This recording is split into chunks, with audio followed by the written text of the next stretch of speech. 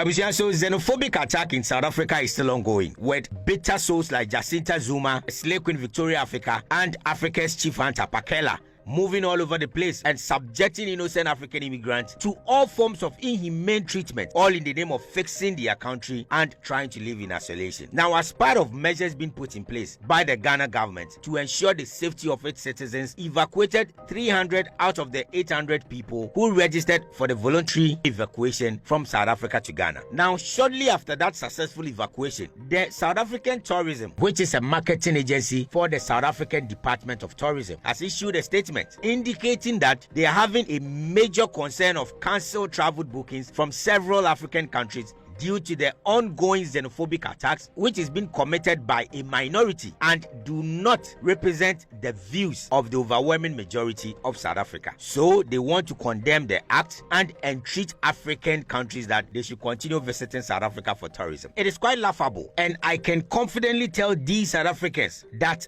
this is just a tip of the iceberg. Because you know why? When you have bitter people like Jacinta Zuma, who is all over the place, all in the name of fixing her country, just because according to her, at age 14, her mother was unknowingly married to a Nigerian man through a romance scam, and due to that, she hates Nigerians and other African immigrants, and everything she's doing is as a result of that particular incident. Maybe I am bitter, who knows, because I was 14 years old, living with my mother, when I saw her breaking down, crying tears, because when she went to Home Affairs, she found out that she had been married off to a Nigerian that she didn't even know.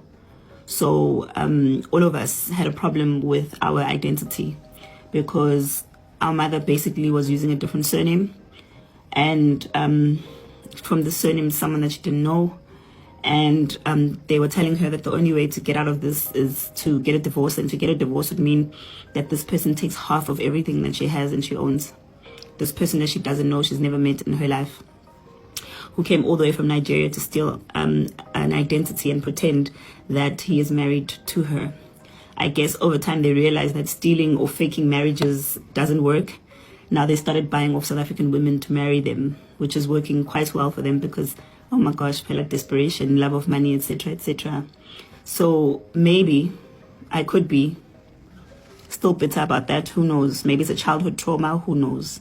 When you have people like that and the chief hunter Pakel doing all these things, trying to vent their personal anger on innocent people, moving around, subjecting innocent African migrants to all forms of inhumane treatment, and to the point of even beating some to death, and yet the president, his appointees, all the state security agencies look unconcerned and are quiet as if nothing is happening in their country just because they want to win elections and cannot say anything to it, then this is nothing. Because you see, Africa is now tired of these barbaric annual rituals of these South Africans who think that they are humans than all other African countries and act as if there is no South Africans living in other African countries. So they can just move around, being guarded by state police, and you will see a policeman standing unconcerned while another human being is being beaten to death as if these police officers have no eyes. Listen, the African people are not timid, and their silence is not as a result of they being afraid of you South Africans or people like Jacinta. Africans are not scared of you. But you see, when you see a sane person acting like a mad person, you sometimes give them the benefit of the doubt and know that they are sane and not mad.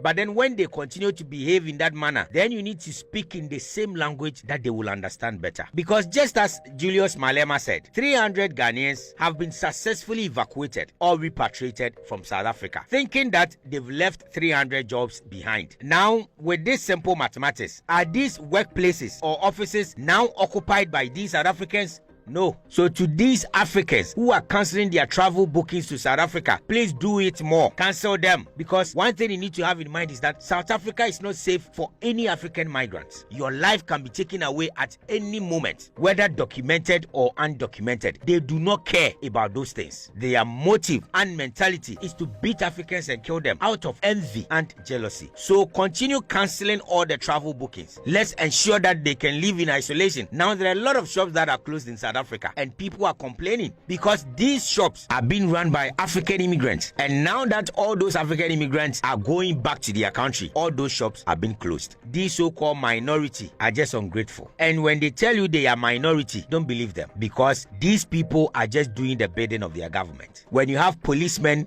guarding people to beat other African migrants, then you should know that the government is aware and the government is involved. So don't be deceived. The president is aware. They are part of it. They are actually enjoying whatever is going on. So don't be deceived. But very soon, South Africans will now know the consequences of these actions. It's only a matter of time. So continue with your barbaric act, all in the name of activism. But just know that Africa is watching, and it is only a matter of time. What you are seeing is just a tip of the iceberg. There is more to come, and you will definitely have a feel of the bitter pill that you are giving to your fellow Africans. Don't worry, Africa is watching, and you will soon understand the real meaning of your actions. It's as simple as that. Share your thoughts with us in the comment section and follow the page for more. Mediani Citizen, Kojo Jr. God bless you.